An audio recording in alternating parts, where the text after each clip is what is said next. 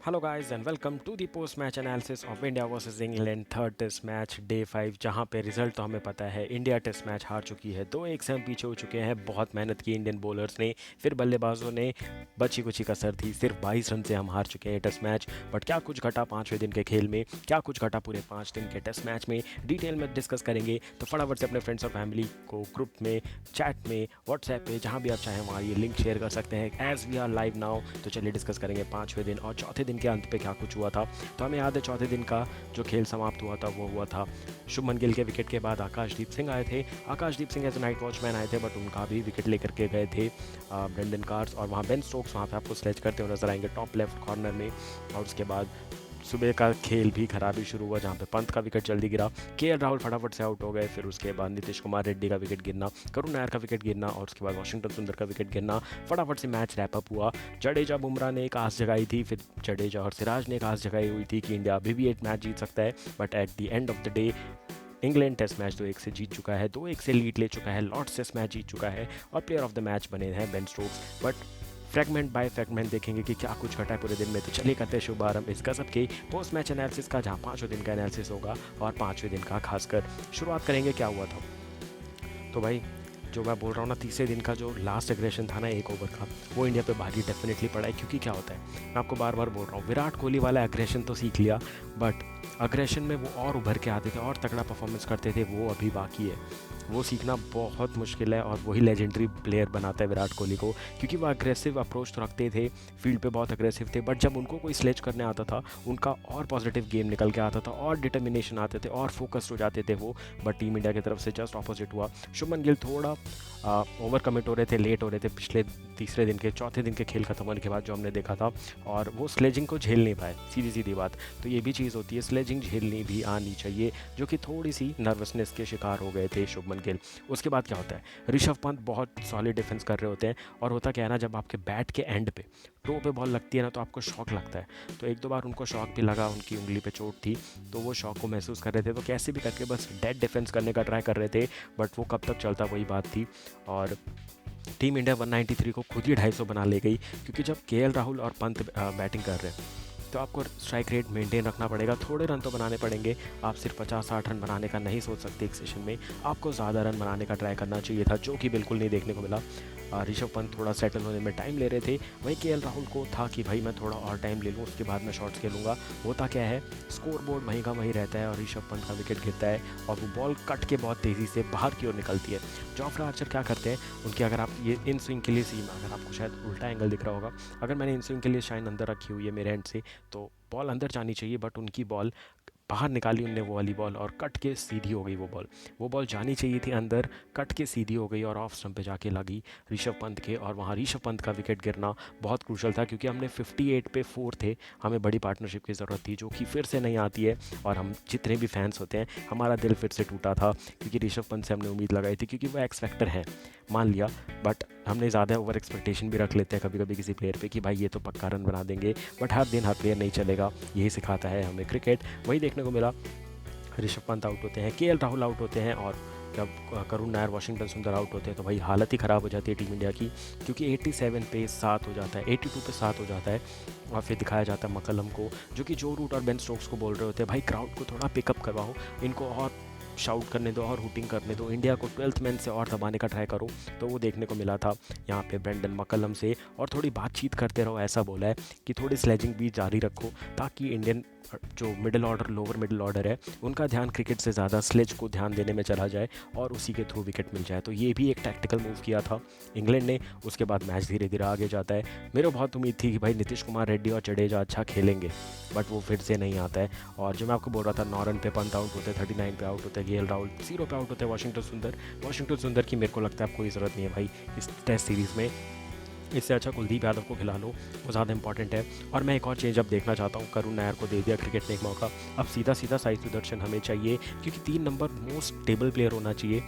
और अपने डेब्यू के बाद ही साई सुदर्शन को निकाल दिया, जो कि कहीं से सेंस नहीं बनाता इस बात का। तो मुझे लग रहा है वो भी एक पॉजिटिव चेंज होगा अगर टीम इंडिया तो बदलाव करती है आने वाले चौथे टेस्ट मैच में ओवर ट्रेंटफोर्ड में, जहाँ 3 नंबर पे आपको साई सुदर्शन मिल जाए, कुलदीप यादव मिल जाए वॉशिंगटन सुंदर की जगह पे। और बॉलिंग में मुझे लग रहा है अगर सिराज को कुछ नहीं हुआ है, क्योंकि सिराज लगातार 3 टेस्ट मैच खेल रहे हैं, फिट है, अगर वो फोर्थ खेले तो वो पक्का खेले, बाकी आकाशदीप और बुमराह तो डेफिनेटली खेलेंगे। तो ऑल इन ऑल मुझे लग रहा है 2 बदलाव तो डेफिनेटली टीम इंडिया करेगी in the upcoming fourth test match. उसके बाद क्या होता है, इंडिया जब फटाफट से विकेट गिर रही होती है तो हमें उम्मीद आती है कि भाई जडेजा पहले इनिंग में 74 बना चुके हैं, वो बड़ी पारी खेल सकते हैं, और होता भी वही है, डिपेंडेबल बन चुके हैं वो टीम के।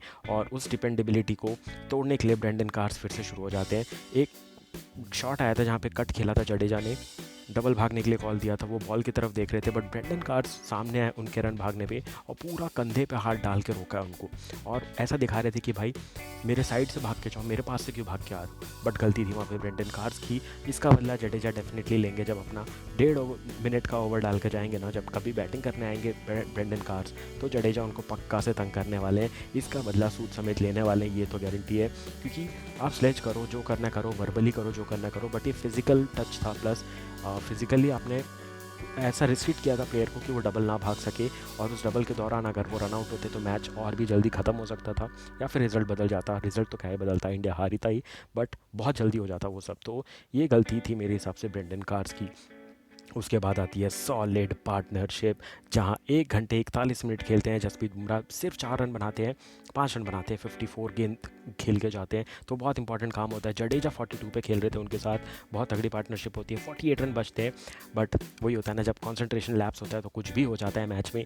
और बुमराह ने सोचा भाई बेन स्टोक्स को एक बाउंसर पे पुल खेल दिया जाए, बट वो 30 यार्ड के पास नहीं जाती है। ब्रेंडन कुक उनके एक नए प्लेयर थे, एज अ सब्सटीट्यूट आए थे, उनके हाथ में कैच जाता है, बुमराह का विकेट जाता है, जो कि इंग्लैंड बैकफुट पे आ चुका था उस समय तक, और बुमराह का विकेट आता है। फिर सिराज को आना पड़ता है बैटिंग करने के लिए, जडेजा अपना 50 डेफिनेटली करते हैं, बट अपना स्वॉर्ड वाला सेलिब्रेशन बिल्कुल बंद रखते हैं, क्योंकि उन्हें पता है अभी काम बाकी है, मैच जीतना बाकी है, और जब मैच जीत जाएंगे तभी कुछ किया जा सकता है।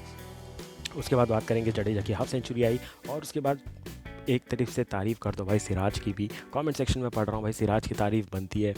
उनसे हमने एक्सपेक्ट नहीं किया था कि इतना अच्छा तगड़ा डिफेंस वो कर सकते हैं, उनने वो करके दिखाया है, और शानदार पारी खेली थी।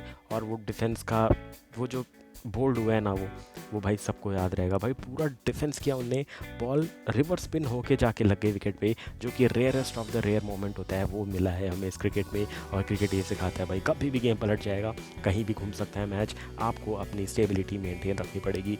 और सिराज ने एक बाउंसर भी खाई थी जो कि उनके कंधे पे लगी थी, होपफुली वो फाइन है और जल्दी ठीक हो जाएंगे, काला नीला सफ़ेद सब होगा धीरे धीरे करके, बट 9 दिन का आराम है, 9 दिन में कम बैक कर सकते हैं सिराज, ये पूरी उम्मीद रहेगी। और उसके बाद ये बहुत ख़राब मोमेंट आता है हमारे सामने, जहाँ टीम इंडिया टेस्ट मैच हार जाती है 22 रन से, और 2-1 से अब हम इस सीरीज़ में पीछे हो चुके हैं। तो ये कुछ घटा है पूरे 5 दिन के खेल में। अब बात करते हैं एक एक दिन के खेल में क्या क्या गलतियाँ निकली थी। गलतियाँ नहीं बोलूँगा भाई, टीम स्पोर्ट्स है, किसी ना किसी से कुछ ना कुछ गलतियाँ हो ही जाती हैं। तो पहले दिन की पहली गलती से, अगर मैं गलती नहीं बोलूँगा, मैं ऐसा बोलूँगा जहाँ से गेम बदल गया, पहला वही था कि आपने आते ही बुमराह को 7 ओवर का स्पेल दिया था, आते ही 7 ओवर डलवा दिया आपने, ये सोच के कि दूसरे दिन तो दूसरे टेस्ट मैच में तो बुमराह ने आराम किया है, 7 ओवर का स्पेल दे दिया आपने।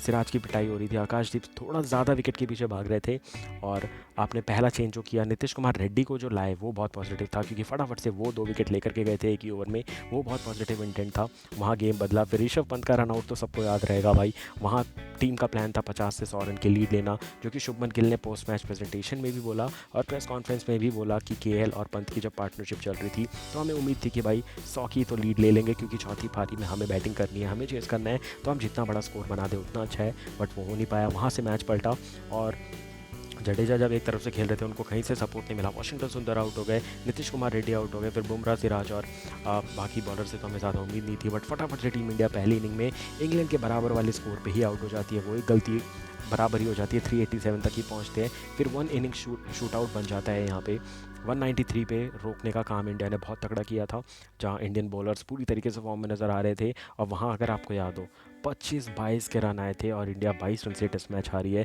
तो कहीं ना कहीं वो 22 के एक्स्ट्रा रन जो लीक हुए हैं वही एक हार का कारण बना। 193 बहुत अच्छा एफर्ट था बॉलर्स की तरफ से मैच को जीतने का। 193 मतलब 150 प्लस जितने भी टोटल होते हैं चौथी पारी में वो चेज़ करना मुश्किल होता है। चाहे मैं कल भी बोल रहा था आपको, इंडिया हो, इंग्लैंड हो, श्रीलंका हो, साउथ अफ्रीका हो, वेस्ट इंडीज़ हो, ऑस्ट्रेलिया हो, इंग्लैंड हो, कहीं भी हो, ये 150 प्लस का टोटल हमेशा से खतरा साबित हो सकता है। क्योंकि अगर आप ज़्यादा भागोगे उसके पीछे जल्दी विकेट गिर जाएंगे, ज़्यादा स्लो खेलोगे तो मैच वहीं का वहीं है। और आखिरी दिन भी एक बहुत बड़ा प्रेशर आपके दिमाग पे डालता है। और खासियत ये थी 193 एक ऐसा स्कोर था जहाँ पे इंडिया भाग रही थी जीतने के लिए। इंग्लैंड को पता था कि ये रन कम है, बट जब इंग्लैंड ने कम बैक किया, वो तगड़ा कम बैक था, पलटवार बहुत तगड़ा था इंग्लैंड से। तो तारीफ उनके भी बॉलर से होगी। बट बैटिंग में फिर से हमें कोलैप्स देखने को मिला। यशस्वी जायसवाल दोनों इनिंग में फिर से फ्लॉप होते हुए नजर आए। करुण नायर फिर से 40 रन बना के बहुत अच्छे लग रहे थे, 40 गेंदें खेल चुके थे, बहुत अच्छे लग रहे थे। केएल राहुल 39 बना करके आउट होते हैं। पहली इनिंग में शतक आया था, फिर 39 आया, तो दोनों इनिंग में ठीक कॉन्ट्रीब्यूशन था। मैं ऐसा नहीं बोलूँगा कि विकेट थ्रो किया, बट उनका भी विकेट ऐसे ही था यार। बैट आ ही रहा था कि पैड सामने आ जाता है और एलबीडब्ल्यू आउट होते हैं वो। बट फिर से रिचर्ड इलिंगवर्थ की बात करूँगा भाई। ये विकेट, ये अंपायर कैसा है भाई, इंडिया को उंगली उठा ही नहीं रहा था भाई। इंडिया को टीआरएस ले लेके विकेट मिल रहे थे और जहाँ इंडिया के किसी भी प्लेयर के पैर पे बॉल लग रही थी, ये बंदा सीधा उंगली उठा दे रहा था। डीआरएस पे भी अंपायर्स कॉल हो रहा था और इंडिया के विकेट गिरते जा रहे थे। घूम फिर के ये ऑस्ट्रेलियन अंपायर इंडियन सीरीज़ में ही क्यों आ जाता है भाई, इनको किसी और सीरीज़ में भेजो, हमें ये ऑस्ट्रेलियन अंपायर नहीं चाहिए। जब इंडिया इंग्लैंड की सीरीज़ होम सीरीज़ थी तो भी इनने कोई प्रॉब्लम क्रिएट की थी, जहाँ ओवरकास्ट कंडीशन थी, इतना लाइट का इशू नहीं था, फिर भी मैच रोक दिया था। जहाँ रोहित और विराट लड़ पड़े थे इनसे, बट फिर भी मैच नहीं हुआ, तो उनने बोल दिया था भाई बारिश हो रही है, अंधेरा हो चुका है, स्पिनर भी नहीं डाल सकते, आप नहीं कर सकते मैच। बहुत वो बहस तो अलग ही लेवल की हुई थी। अगर आपने वो मैच को कवर किया था, देखा था, तो कमेंट सेक्शन में कमेंट करके ज़रूर बताइएगा। और उसके बाद मैच पलटता है। मैच कब पलटता है, जब इंडिया रन चेस करने आती है। रन चेस के दौरान इंडिया के फटाफट से विकेट गिरे। शुभमन गिल भाई बहुत पीछे लग रहे थे मैच में, और मुझे लग रहा था वो उस जो उनको कमेंट पास किए गए उसको, एग्रेशन को और जो स्लेजिंग हुई उसको बिल्कुल कंट्रोल नहीं कर पाए, कुछ प्रूव करने चले गए ऐसा लग रहा था। और वो एक्चुअल शुभमन गिल नहीं नज़र आ रहे थे जिनने 600 प्लस रन बनाए सीरीज़ में। तो वहाँ एक चूक ज़रूर हुई है। पहली बार शुभमन गिल कॉन्सेंट्रेशन लैप्स का शिकार हुए थे सीरीज़ में। आकाशदीप सिंह का मैं एक बहुत इंपॉर्टेंट पॉइंट बताना चाहता हूँ, जो कि शायद आप लोगों ने ध्यान नहीं दिया हो। कल आकाशदीप सिंह के जगह पर अगर मान लो सिराज को भेजा होता नाइट वॉचमैन, वहाँ पे भले सिराज आउट हो गए होते, आज आपके पास आखिरी विकेट के लिए आकाशदीप सिंह थे, जो कि बड़े शॉट मार सकते थे, छक्के लगा सकते थे, उनकी बैटिंग स्ट्रेंथ ज़्यादा अच्छी है, तो मैच शायद घूम जाता। मैं किसी प्लेयर को कंपेयर नहीं कर रहा, बस बोल रहा हूँ, क्योंकि आकाशदीप सिंह से इंग्लैंड भी डरता, क्योंकि वो बड़े शॉट कब खेल देंगे कोई भरोसा नहीं है। तो इन एंड आउट फील्ड लगानी पड़ती, और सिराज के लिए तो सिर्फ इन फील्ड थी, उनके लिए इन एंड आउट लगानी पड़ती, जिसका फ़ायदा जडेजा ले सकते थे। तो ये एक और क्रूशल पॉइंट था जहाँ गेम बदला जा सकता था, टैक्टिकल मूव हो सकता था। बट मैच रिजल्ट पता है हमें, तो अब कुछ भी चीज़ें सोचोगे, बोलोगे, किसी पे भी नेगेटिव कमेंट करोगे तो वो तो गलत ही जाएगा। बट तारीफ एक और बार होगी बेन स्टोक्स की। पहला स्पेल 9 ओवर का, दूसरा स्पेल 10 ओवर का। याद रखिए हम वर्कलोड मैनेजमेंट की बात कर रहे हैं। बेन स्टोक्स ने भी तीनों टेस्ट मैचेस खेले हैं, तीनों टेस्ट मैच की 6 पारी में बॉलिंग की है, बैटिंग की है, और हमेशा से टफ प्लेसेस पे फील्डिंग करते हुए नज़र आते हैं। कभी भी ऐसा नहीं रहता कि वो कहीं बाउंड्री पे छुपे हुए नज़र आते हैं, हमेशा हॉट स्पॉट पे फील्डिंग करते हुए नज़र आते हैं। और वही प्लेयर ऑफ द मैच भी इसीलिए बने भाई। बहुत मुश्किल होता है 10 ओवर एक ही स्पेल में डालना। कोई बॉलर तो 10 ओवर में 2 स्पेल निकल जाते हैं, बट बेन स्टोक्स ने एक ही स्पेल डाला है, तो वहाँ भी उनकी क्रिकेटिंग स्पिरिट की दाद देनी पड़ेगी। ऐसे ही नहीं विराट कोहली के फेवरेट प्लेयर है बेन स्टोक्स, लोग मजाक उड़ाते कि उनके बेन स्टोक्स फेवरेट प्लेयर हैं। उसका रीज़न ये है, डेडिकेशन, डिटर्मिनेशन और प्रेजेंस ऑफ माइंड, और मैच में एक कदम आगे रहना, हर बॉल के बाद फील्ड प्लेसमेंट चेंज करना, 2 शॉट लेग बैठा देना, बाउंसर की फील्ड होते हुए भी ऑफ स्टंप के बाहर बॉल डालना, कटर्स डालना, स्लोअर वन डालना, और उसके बाद फील्ड प्लेसमेंट, हर बॉल पे एकदम एक्यूरेट फील्ड प्लेसमेंट होती है। वो सब बहुत ही ज़्यादा क्लासिकल प्लेयर बनाती है बेन स्टोक्स को, और बेन स्टोक्स ये 2-1 की लीड को बहुत आगे लेके जाने वाले। बट अगर मैं आने वाले चौथे टेस्ट मैच की बात करूँ, जो कि ओल्ड ट्रेंटफर्ड में खेला जाने वाला है, वहाँ पे पिक्चर बहुत ज़्यादा क्लियर हो जाएगी, क्योंकि पोस्ट मैच प्रेजेंटेशन में और प्रेस कॉन्फ्रेंस में दोनों जगह पूछा गया शुभमन गिल से सवाल, क्या जसप्रीत बुमराह खेलेंगे। तो जैसे पहले 2 टेस्ट मैच में हुआ था, उन्होंने फ्रीली आंसर दे दिया था कि बुमराह सेकंड टेस्ट मैच नहीं खेलेंगे, तीसरे में बोल दिया था डेफिनेटली वो कम बैक करेंगे। चौथे टेस्ट मैच के लिए कुछ भी उन्होंने शेयर नहीं किया है, ये एक अच्छा सोच है। बट टीम इंडिया ने जो स्टार्टिंग में ही न्यूज़ रिलीज़ कर दी थी कि 1, 3 और 5 खेलने वाले हैं बुमराह, मुझे लगता है वो गलत था। बट अब मुझे लग रहा है चौथा टेस्ट मैच बुमराह को खेलना ही पड़ेगा। जो उनके मेडिकल टीम है, जो उनके फिजियो हैं, उनके जो डॉक्टर हैं, जो बुमराह खुद डिसाइड करें तो मेरे हिसाब से वो बेस्ट डिसीजन होगा। बट अभी 9 दिन का गेम है, आज 14 तारीख हुई है, 23 तारीख को टेस्ट मैच होने वाला है, तो अभी बहुत समय बचा है। 9 दिन का आराम, 1-2 दिन का आप जिम सेशन मान लो, नेट सेशन मान लो, 1 दिन का ट्रैवल मान लो, तो 5 दिन भले आप बिजी हो, 4 दिन फिर भी आपके पास रेस्ट डे है, तो आप अच्छे से रिकवर कर सकते हैं। बट मैं सीधा बोलूँ तो मैं कोई नहीं होता है डिसाइड करने वाला, वो बुमराह की बॉडी, बुमराह खुद मेंटली वो कितना स्ट्रांग है, डॉक्टर्स क्या रेकमेंड करते हैं, फिजियो क्या रेकमेंड करते हैं और मेडिकल टीम क्या रेकमेंड करती है, उसके बेसिस पे फाइनल डिसीजन लिया जाएगा। बट अगर स्कोर लाइन के हिसाब से बात करूँ, टेस्ट क्रिकेट के माइंडसेट के से बात करूँ, टेस्ट क्रिकेटर के माइंडसेट से बात करूँ, तो बुमराह डेफिनेटली चौथा टेस्ट मैच खेलना चाहेंगे, क्योंकि 2-2 की बराबरी करनी बहुत ज़रूरी है। क्योंकि अगर चौथा टेस्ट हार गए तो 3-1 हो जाएगा, फिर कोई मतलब ही नहीं है 5वां टेस्ट खेलने का बुमराह का। तो डेफिनेटली बुमराह चौथा टेस्ट खेलने वाले हैं। 9 दिन का आराम बहुत है और उसमें भी सोने पे सुहागा हो जाएगा। अगर टीम इंडिया पहले बैटिंग करती है तो 1 दिन का तो आराम कम से कम और मिल जाएगा। बट ओल्ड ट्रैफर्ड, वहाँ बॉल ज़्यादा हिलती है, उस बात पे भी ध्यान देना पड़ेगा टीम इंडिया को। और ओल्ड ट्रैफर्ड थोड़ी हायर एल्टीट्यूड पे आता है, तो सीम स्विंग वहाँ ज़्यादा देखने को मिलता है, तो आप देखेंगे कि पेसर्स को वहाँ मदद होगी। और कुलदीप यादव का कम बैक, मैं बार बार बोल रहा हूँ, मुझे कुलदीप यादव चाहिए भाई प्लेइंग 11 में। मज़ा आ जाएगा अगर कुलदीप यादव आ जाएंगे, क्योंकि जडेजा को पढ़ने में इतनी मुश्किल हुई, वॉशिंगटन सुंदर को पढ़ने में इतनी मुश्किल हुई इंग्लैंड को, तो कुलदीप यादव को तो समझ ही नहीं पाएंगे भाई। 150, 170, 180, 200 के अंदर ऑल आउट करने लायक बॉलिंग हो सकती है टीम इंडिया से इन ओल्ड ट्रैफर्ड। याद होगा आपको, चैंपियंस ट्रॉफी एक बार इंडिया ने वहीं जीती हुई है, तो बहुत सारे सपने, बट टेस्ट मैच हमने ओल्ड ट्रैफर्ड में अभी तक नहीं जीता है। तो देखना इंटरेस्टिंग होगा कि क्या टीम इंडिया उस सूखे को तोड़ेंगे और 2-2 की बराबरी कर पाएंगे कि नहीं इस टेस्ट सीरीज़ में। प्लेइंग 11 में आपको ऑलरेडी बता चुका हूँ, जायसवाल खेलते हुए नजर आएंगे, के राहुल भी ओपनिंग करेंगे उनके साथ। 3 नंबर पर साई सुदर्शन, 4 नंबर पर शुभमन गिल, 5 नंबर पर ऋषभ पंत भी फिट हो जाएंगे, क्योंकि शुभमन गिल ने बोल दिया 9 दिन का आराम बहुत है, डेफिनेटली फिट हो जाएंगे। नीतीश कुमार रेड्डी पे एक सवाल उठ सकता है, क्योंकि नीतीश या फिर वॉशिंगटन सुंदर की जगह पे ही कुलदीप यादव आएंगे प्लेइंग 11 में। उसके बाद जडेजा तो डेफिनेटली खेलेंगे, बुमराह खेलेंगे, आकाशदीप भी खेलेंगे, सिराज भी खेलेंगे। मैं इस बार सिराज पे स्टार मार्क कर रहा हूँ, क्योंकि सिराज 3 टेस्ट मैच 6 पारियों में गेंदबाजी कर चुके हैं, ऑलरेडी 60+ ओवर डाल चुके हैं, तो मुझे लग रहा है एक टेस्ट मैच का आराम सिराज को दिया जा सकता है।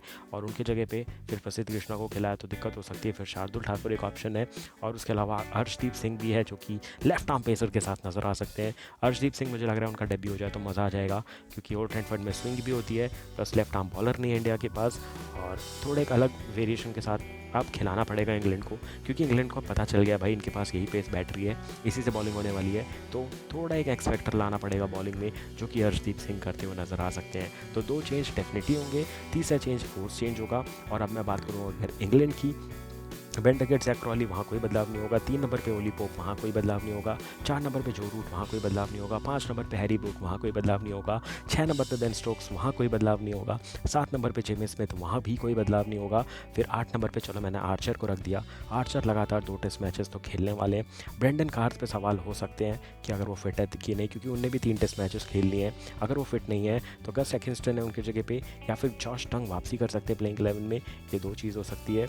और उसके अलावा बात करूँ, क्रिस वोक्स का भी वो वर्कलोड देखना पड़ेगा, क्योंकि वो भी 3 टेस्ट मैच खेल चुके हैं, अगर वो फिट है तो वो खेलेंगे, वरना रीस टोपली का भी एक ऑप्शन है, वो होगा। एक जो डेफिनेटली चेंज होने वाला है वो है शोएब बशीर का, उनकी वेबिंग फटी है। वेबिंग फटना मतलब किसी भी 2 उंगली के बीच का जो मसल होता है ना, वो टीयर हो जाना, उसको कहते हैं वेबिंग फटना, वो उनका हुआ है लेफ्ट आर्म में, और उनकी ये दोनों उंगली के बीच की वेबिंग फटी है। तो आपने देखा होगा जब वो बॉलिंग भी किए 5 ओवर, तो ये दोनों उंगली चिपकाई हुई थी, क्योंकि ये वेबिंग जुड़ने में टाइम लगती है, और अगर वेबिंग टाइम से जुड़ गई इन दोनों उंगली के बीच की, जहाँ पे मैं मार्क करके दिखा रहा हूँ, तभी वो खेल पाएंगे, वरना सिर्फ सिंगल डायमेंशन बॉलिंग करके जाएंगे, फील्डिंग नहीं करेंगे, तो वो दिक्कत होगा इंग्लैंड के लिए। तो एक वो चेंज हो सकता है, जहाँ पे रेहान अहमद को अगर स्क्वाड में ऐड किया, एक वो ऑप्शन है।